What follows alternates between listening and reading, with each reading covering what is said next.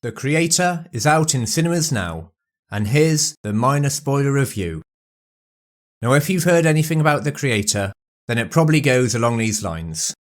It's a technologically revolutionary sci-fi film in the veins of Terminator, Star Wars, Blade Runner, and even Avatar. It's visually gorgeous and has an incredible creative production that could change how blockbuster movies are created in the future. Now, all of this is very interesting to cinephiles like me, but is The Creator actually a good film?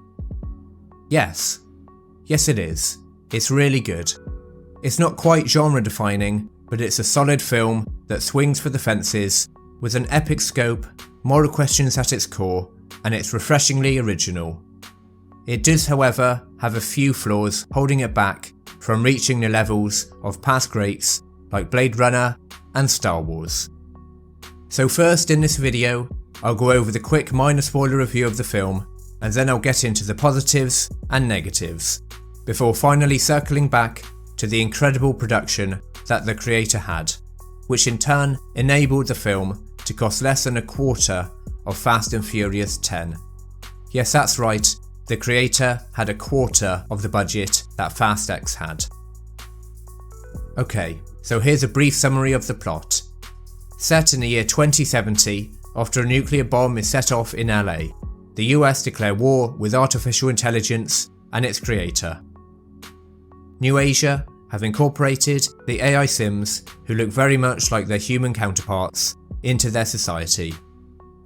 The US have a giant floating space station called Nomad, which can target and destroy AIs and their sympathizers. John David Washington plays Joshua, a US ex-Special Forces agent who finds his loyalty swaying when he is drawn to an AI child, Alfie, played by Madeleine Voiles. Now, I enjoyed The Creator very much. The scale, visuals and premise were all top notch. However, the lead and the conclusion of the story left me slightly unsatisfied. So here are my ratings, and then I'll go into the positives and negatives of the film in more detail.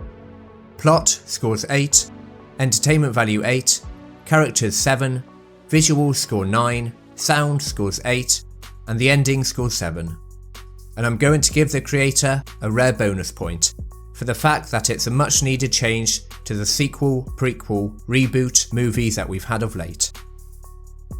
It's an original idea that I believe should be commended, as we are very much in need of fresh, imaginative films, and perhaps we are in even more need of revolutionary filmmakers like Gareth Edwards.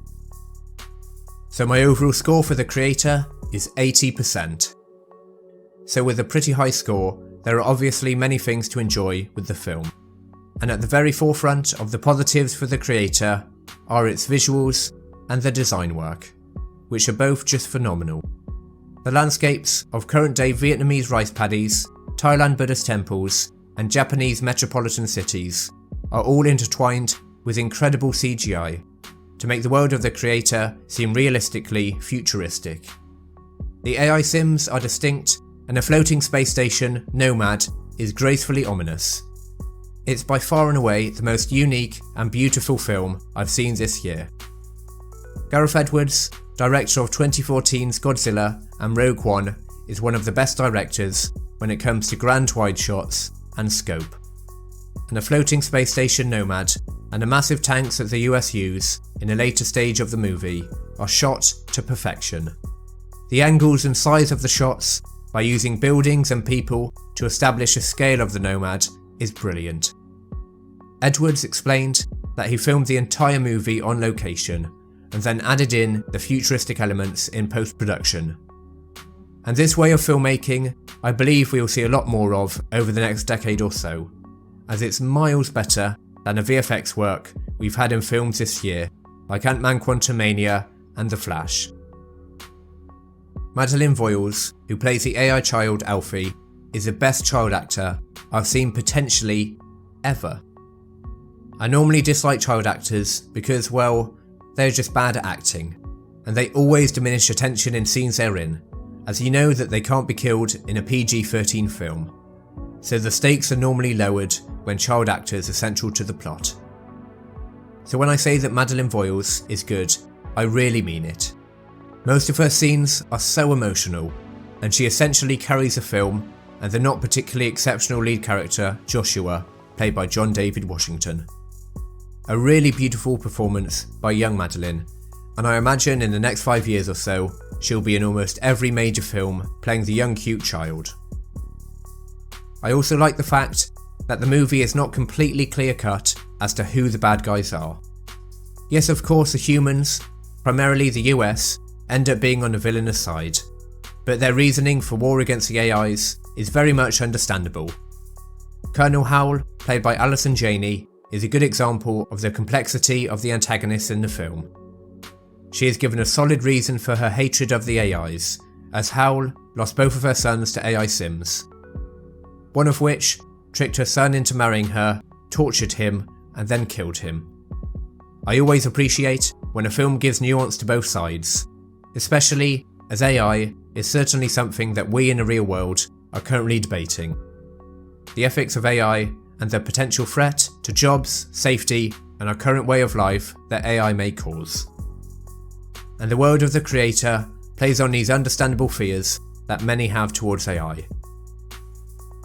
It's a really detailed and immersive world which I can only really compare to Avatar or Star Wars, which is very high praise indeed, especially as it cost a fraction of the price of these two mega franchises, and that rather smoothly brings us on to the negatives.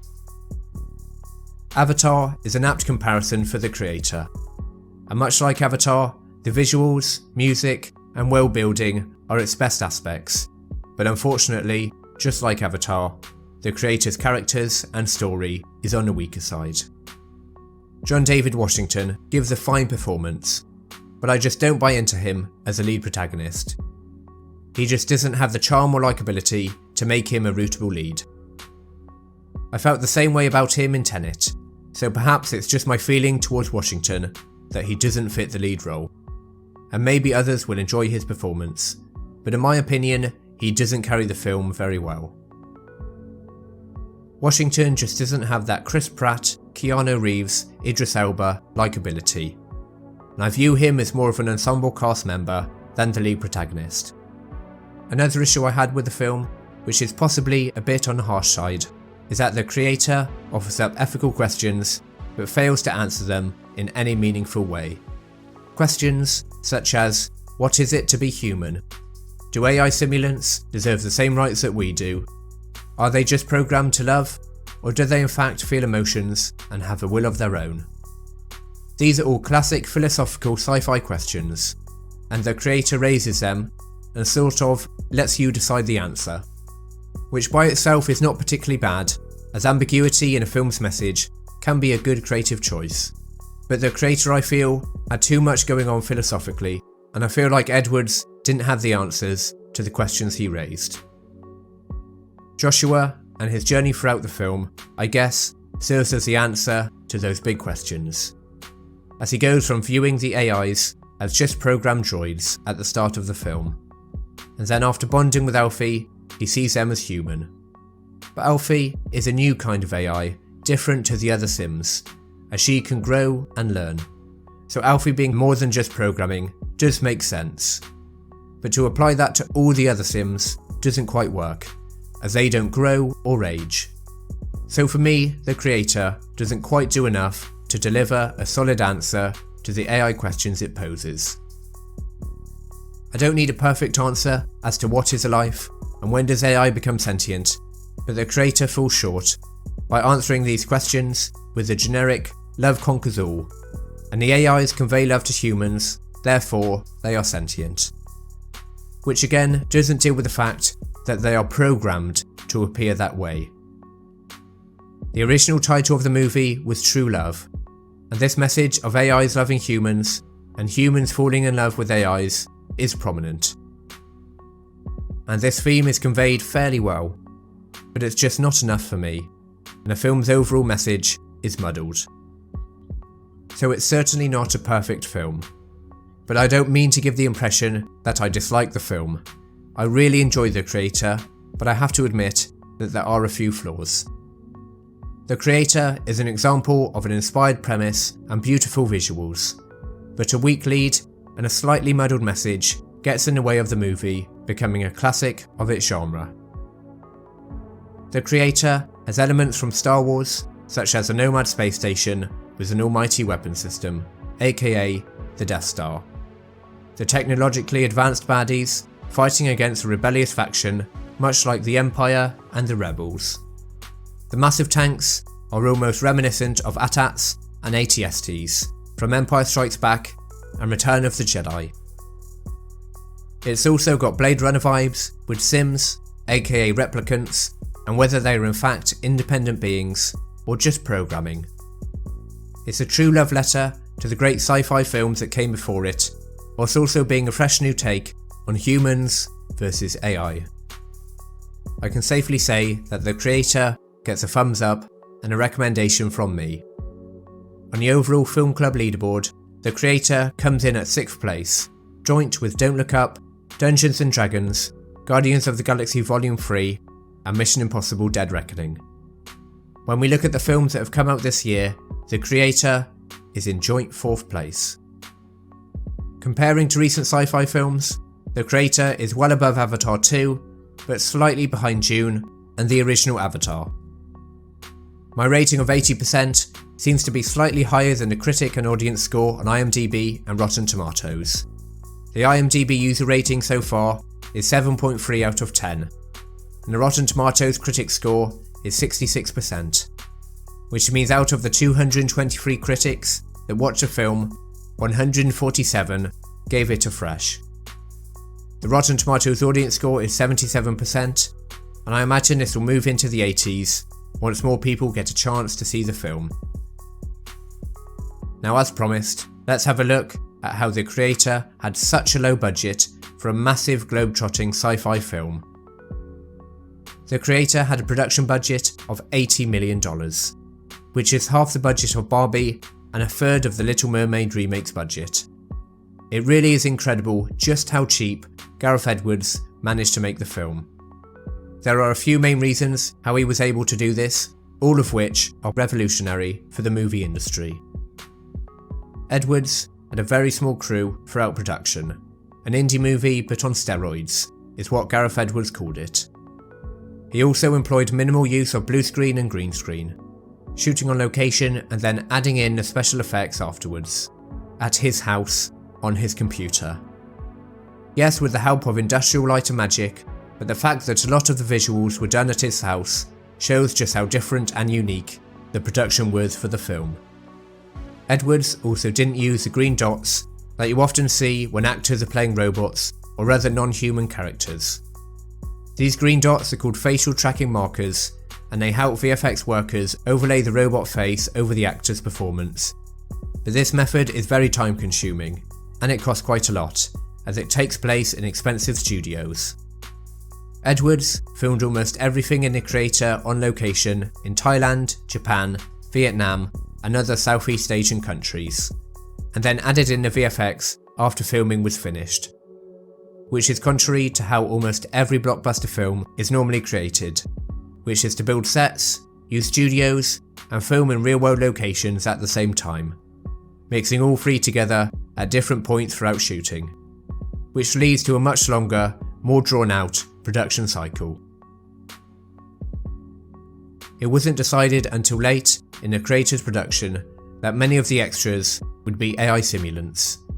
So every AI you see in a Creator is in fact an actor, who has had their movements and faces copied over with AI VFX. And that's probably why their movements look so much more realistic than robots in other films.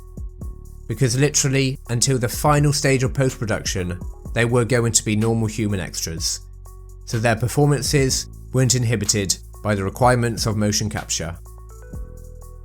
There were also no reshoots, no re-edits, and no late changes requested by the studio, which is in stark contrast to most Hollywood studios, like Marvel, Warner Bros, and Lucasfilm, who at least a quarter of their often $250 million budgets can be put down to reshoots, re-edits, and late changes from the studio bigwigs. I can very much see Gareth Edwards and his innovative production techniques being utilised by many studios looking to reduce their colossal budgets. In a similar way to how Andy Serkis revolutionised motion capture with his Imaginarium studio, I think that Edwards will have a large part to play in the production of films over the next decade. And that, I believe, is much for the better. So now I'd like to know, have you had a chance to watch The Creator? What would you score it out of 100? And what do you make of Gareth Edwards redefining blockbuster production? Let me know in the comments below. If you're new here, then perhaps consider subscribing to Film Club. I review all the major films and shows on their release, as well as the occasional video essay. Next week, I'll be reviewing the Ahsoka show finale and asking whether Andor or Ahsoka is a better Star Wars series. Thank you for watching, and see you again.